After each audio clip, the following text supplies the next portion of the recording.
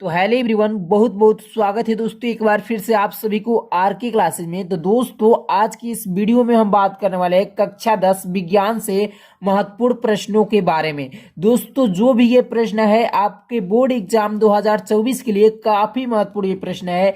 ये प्रश्न आपको हर साल बोर्ड एग्जाम में देखने को मिलता है और 2024 के भी एग्जाम में देखने को मिलेगा। तो मैं नहीं चाहता हूं कि ये प्रश्न आपसे मिस हो जाए, ठीक है। इस प्रश्न को आप लोग एक बार जरूर लगा लीजिएगा। ये प्रश्न एग्जाम 2024 के लिए काफी महत्वपूर्ण है। एक बार देख लेंगे आपका सारा डाउट क्लियर हो जाएगा और आपके एग्जाम में 100% आएगा, ठीक है। इसलिए इस वीडियो को एक बार शुरू से लेकर आखिरी तक देखते रहिए। अगर दोस्तों ये वीडियो आपको अच्छी लगेगी तो वीडियो को एक लाइक कर दीजिएगा। अगर चैनल पर पहले बार आए होंगे तो प्लीज चैनल को भी सब्सक्राइब करके साथ ही साथ बेल आइकन के घंटी को भी हिट कर लीजिएगा, ठीक है। तो देख सकते हैं जो आपका पहला बहुविकल्पीय प्रश्न है कि Fe2 ये O3 है, ठीक है। ये 3 छूट गया था। तो Fe2O3 प्लस में 2Al एल्यूमिनियम Al2O3 प्लस में 2Fi। देखिए ये जो आपकी अभिक्रिया है ये किस प्रकार की अभिक्रिया है ये बताना है आपको। 4 विकल्प दिया गया है कि संयोजन अभिक्रिया है ये, कि द्विविस्थापन अभिक्रिया है, कि वियोजन अभिक्रिया है, कि विस्थापन अभिक्रिया है, ठीक है। यही आपको चुनाव करना है कि जो यह ऊपर दी गई अभिक्रिया है ये किस प्रकार की अभिक्रिया है। तो देखिए अभिक्रिया को ध्यानपूर्वक देखेंगे तो आपको पता चल जाएगा ये जो अभिक्रिया है किस प्रकार की अभिक्रिया है। तो देखिए Fe2O3 है, यहाँ पर 2L इससे आपको क्रिया करा रहे हैं, ठीक है। इससे जब क्रिया करा रहे हैं तो यह हमको यहाँ प्राप्त हो रहा है Al2O3। यहाँ पर देखिए एल्युमिनियम के साथ ये ऑक्सीजन जुड़ गया है, ठीक है। एल्युमिनियम के साथ यहाँ पर ऑक्सीजन जुड़ गया है, यानी जब एक तत्व दूसरे तत्व को हटाकर उसके स्थान पर स्वयं स्थापित हो जाता है तो वह हमारा अभिक्रिया विस्थापन अभिक्रिया कहलाती है। देखिए जो ये एल्युमिनियम जो है ये क्या कर दिया है, Fi आयरन को हटाकर स्वयं इसके स्थान पर स्थापित हो गया है। यहाँ पर आपको दिखाई देता होगा कि जो ये ऑक्सीजन है, ऑक्सीजन तो ठीक है, ये ऑक्सीजन के साथ तो आयरन जुड़ा है, ठीक है। आयरन को ये क्या किया है, एल्युमिनियम, आयरन को एल्युमिनियम हटा दिया है और उसके स्थान पर स्वयं स्थापित हो गया है। और यहाँ पर देख सकते हैं Fi यहाँ पर आ गया है। तो यानी जब एक तत्व दूसरे तत्व को हटाकर, ठीक है, उसके स्थान पर स्वयं स्थापित हो जाता है तो वो हमारा अभिक्रिया जो कहलाती है विस्थापन अभिक्रिया कहलाती है। यानी जो 4th नंबर होगा राइट आंसर हो जाएगा विस्थापन अभिक्रिया, ठीक है। बात समझ में आ गई होगी उम्मीद करता हूं। अब हम बात करते हैं 2 नंबर प्रश्न पर। यहाँ पर देख सकते हैं जो आपका 2 नंबर बहुविकल्पी प्रश्न है कि लेड नाइट्रेट क्या है, लेड नाइट्रेट का रासायनिक सूत्र क्या होता है। ये दोस्तों जो भी बहुविकल्पीय प्रश्न है आपके एग्जाम के लिए काफी महत्वपूर्ण है। इसको आप हल्के में मत लीजिएगा, एक बार इस प्रश्न को एकदम अच्छी तरह से देख लीजिएगा, ठीक है। एक मिस्टेक करने से आपके एग्जाम में आए हुए नंबर कट जाएंगे, इसलिए मैं मिस्टेक नहीं होने देना चाहता हूं। इस वीडियो को एक बार शुरू से लेकर आखिरी तक देखते रहिएगा। यहाँ पर देखिए कि लेड नाइट्रेट का रासायनिक सूत्र का नाम पूछ रहा है, यानी सॉरी रासायनिक सूत्र का नाम नहीं, लेड नाइट्रेट का रासायनिक सूत्र पूछ रहा है। तो लेड नाइट्रेट का रासायनिक सूत्र क्या होता है, PbNO3 होता है, कि PbNO3 का ट्वाइस होता है, कि PbNO2 का ट्वाइस होता है, कि PbO होता है। तो देखिए लेड नाइट्रेट का जो रासायनिक सूत्र होता है वो PbNO3 का ट्वाइस होता है। यानी हम कह सकते हैं कि जो 2 नंबर विकल्प है ये राइट है, PbNO3 का ट्वाइस। अब हम बात करते हैं दोस्तों अगला प्रश्न जो आपका 3 नंबर है। 3 नंबर प्रश्न कह रहा है कि लेड सल्फेट का रासायनिक सूत्र है। लेड सल्फेट का रासायनिक सूत्र क्या है। यहाँ पर देख सकते थे कि जो 2 नंबर प्रश्न था नाइट्रेट पूछ रहा था, यानी लेड नाइट्रेट, और यहाँ पर क्या पूछ रहा है आपको, लेड सल्फेट पूछ रहा है। तो लेड सल्फेट का रासायनिक सूत्र क्या होता है, Pb2SO4 होता है, कि PbSO4 का ट्वाइस होता है, कि PbSO4 की PbSO4 का थ्राइस। तो ये आपको चुनाव करना है कि लेड सल्फेट का रासायनिक सूत्र क्या होता है। तो चलिए मैं बताता हूं। लेड नाइट्रेट जो सल्फेट होता है इसका रासायनिक सूत्र जो होता है PbSO4 होता है, ठीक है। उम्मीद करता हूं कि ये भी आपको प्रश्न अच्छी तरह से समझ में आया होगा। अब हम बात करते हैं दोस्तों अगला प्रश्न जो 4 नंबर है। 4 नंबर प्रश्न देख सकते हैं, कह रहा है कि जल को जीवाणु रहित बनाने के लिए उपयोगी है। जल को जीवाणु रहित का मतलब हुआ जीवाणु उसमें नहीं होना चाहिए, ठीक है।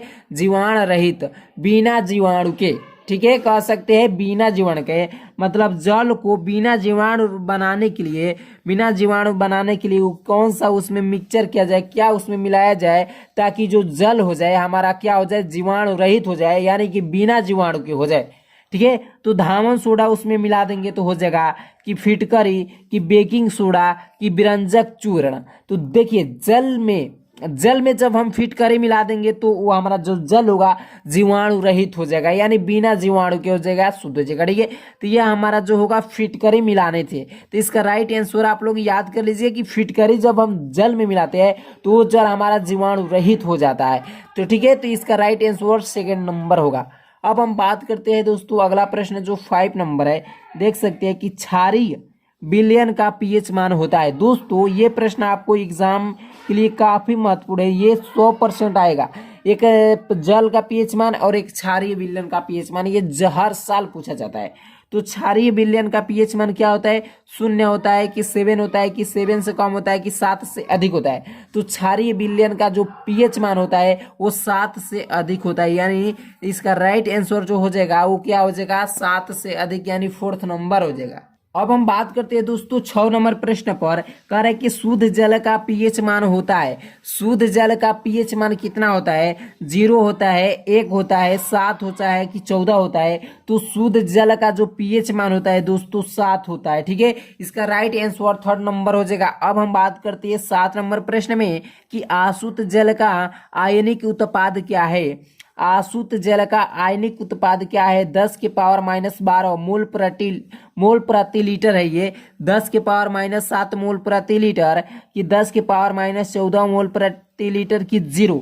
तो देखिए अशुद्ध जल का जो आयनिक उत्पाद होता है वो 10 के पावर -14 मोल प्रति लीटर होता है, यानी 10 के पावर -14 मोल प्रति लीटर होता है। ठीक है, अब हम बात करते हैं दोस्तों 8 नंबर प्रश्न पर कि संतृप्त हाइड्रोकार्बन में क्या नहीं होता है, एकल बंध नहीं होता है कि चतुष्फलकीय संरचना नहीं होता है कि सिंगल बॉन्ड, कार्बन के बीच सिंगल बॉन्ड आबंध कोण, single bond C, double bond सी।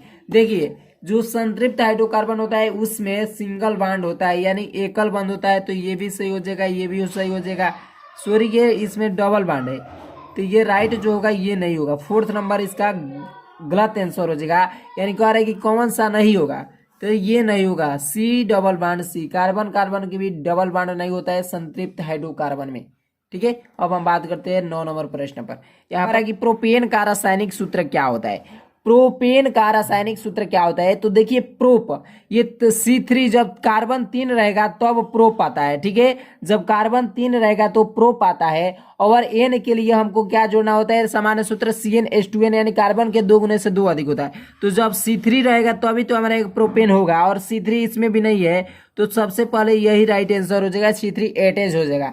अब हम बात करते हैं दोस्तों 10 नंबर पर कि प्रोपेनाल, ठीक है, का प्रोपेनाल इसमें कौन सा है, C3H6OH है कि C2H5OH है कि C3H5OH है कि C3H7OH है। ठीक है, तो प्रोपेनाल का रासायनिक सूत्र क्या होता है, तो C3, तो इसका राइट आंसर जो हो जाएगा 4th नंबर हो जाएगा, ये हो जाएगा C3H7 हो जाएगा OH। ठीक है, अब हम बात करते हैं 11 नंबर पर कि एल्काइन का सामान्य सूत्र क्या होता है। देखिए एल्काइन का सामान्य सूत्र क्या होता है, तो इसमें आयन आया है। ठीक है, तो आयन आया तो इसका सामान्य सूत्र क्या हो जाएगा, तो CnH2n-2 हो जाएगा। देखिए जब आयन जोड़ा रहे तो 2 गुने कार्बन के 2 गुने से 2 कम होता है। ठीक है, और जब N रहे N तो उसमें कार्बन के 2 गुने से 2 अधिक होता है हाइड्रोजन। अब अगर जे एल्कीन अगर इन रहे इन तो क्या होता है, CnH2n+1 होता है। यानी कहने का हमको मतलब है कि जब एल्केन रहे तो CnH2n+2 होता है, एल्केन के लिए ये हो जाएगा और एल्काइन के लिए ये हो जाएगा। तो इसका राइट आंसर कह रहा है कि एल्काइन का सामान्य सूत्र तो CnH2n-2 हो जाएगा। ठीक है, अगर एल्केन का कहता तो क्या हो जाएगा, CnH2n+2 हो जाएगा। अगर एल्कीन का कहता तो CnH2n हो जाता। ठीक है, ये हो जाता। तो इस वीडियो में जो ये आपका प्रश्न है एल्काइन, इसका जो सूत्र हो जाएगा CnH2n-2 हो जाएगा। अब जो अगला प्रश्न 12 नंबर है, देख सकते हैं कि जल में घुलनशील होता है। कौन सा विटामिन जल में घुलनशील होता है, विटामिन ए होता है कि विटामिन डी, विटामिन के की विटामिन सी, तो ये आप सभी को पता होगा कि जल में घुलनशील विटामिन केवल सी होता है, यानी विटामिन सी जो होता है जल में घुलनशील विटामिन होता है, यानी इसका जो 4 नंबर होगा राइट आंसर हो जाएगा। अब हम बात करते हैं अगला प्रश्न जो मनुष्य में वृक्क एक तंत्र का भाग है जो संबंधित है, किससे संबंधित है? पोषण से संबंधित है, श्वसन से, उत्सर्जन से, परिवहन से। तो मनुष्य में वृक्क एक तंत्र का भाग है, ठीक है, जो संबंधित है। इसका राइट आंसर उत्सर्जन हो जाएगा, यानी उत्सर्जन से क्या है? संबंधित है। तो मनुष्य में वृक्क एक तंत्र जो भाग है वो उत्सर्जन से क्या है? संबंधित है। अब हम बात करते हैं अगला प्रश्न जो आपका 14 नंबर प्रश्न है कि पादप में जाइलम उत्तरदायी है। पादप में जाइलम उत्तरदायी है जल का वहन, भोजन का वहन, अमीनो अम्ल का वहन, ऑक्सीजन का वहन। तो पादप में जाइलम उत्तरदायी है जल का वहन, यानी इसका राइट आंसर जो हो जाएगा फर्स्ट नंबर राइट आंसर हो जाएगा कि जल का वहन के लिए पादप में जाइलम जो है उत्तरदायी है। अब हम बात करते हैं अगला प्रश्न 16 नंबर देख सकते हैं बच्चों, 15 नंबर आपका प्रश्न है कि निम्न में से कौन सा एक मानव में मादा तंत्र का भाग है? अंडाशय है, गर्भाशय है, शुक्रवाहिका है, डिंबावाहिनी है, डिंबवाहिनी, ठीक है। तो निम्न में से कौन सा एक मानव मादा तंत्र का भाग है? तो शुक्रवाहिका जो है मादा तंत्र का भाग है, ठीक है, मादा तंत्र का भाग है। अब हम बात करते हैं दोस्तों अगला प्रश्न जो आपका 16 नंबर है कि डीएनए पाया जाता है। डीएनए पाया जाता है कोशिका द्रव्य में, केंद्रक द्रव्य में, केंद्रिका में कि केंद्रक में? तो डीएनए पाया जाता है केंद्रक में, ठीक है। इसका राइट आंसर जो हो जाएगा 4 नंबर हो जाएगा केंद्रक में, यानी डीएनए पाया जाता है केंद्रक में, ठीक है। 17 नंबर आपका प्रश्न है कि डार्विन के अनुसार नई प्रजातियों की उत्पत्ति होती है। डार्विन के अनुसार नई प्रजातियों की उत्पत्ति होती है एक्स वाई, एक्स एक्स, एक वाई वाई तीनों से मिलकर, यानी तीनों सही है। ये आपको बताना है कि डार्विन के अनुसार नई प्रजातियों की उत्पत्ति कैसे होती है? एक्स वाई मिलकर, एक्स एक्स मिलकर, वाई वाई मिलकर, कि तीनों से। तो देखिए एक्स एक्स मिलने से डार्विन के अनुसार नई प्रजातियों की उत्पत्ति होती है, यानी इसका जो राइट आंसर हो जाएगा क्या हो जाएगा? 2 नंबर राइट आंसर हो जाएगा। तो दोस्तों आज के इस वीडियो में केवल 17 ही प्रश्न लाया हूं। तो ये वीडियो उम्मीद करता हूं कि आप सभी लोगों को अच्छी लगी होगी। अगर ये वीडियो आपको अच्छी लगी है तो वीडियो को एक लाइक कर दीजिए।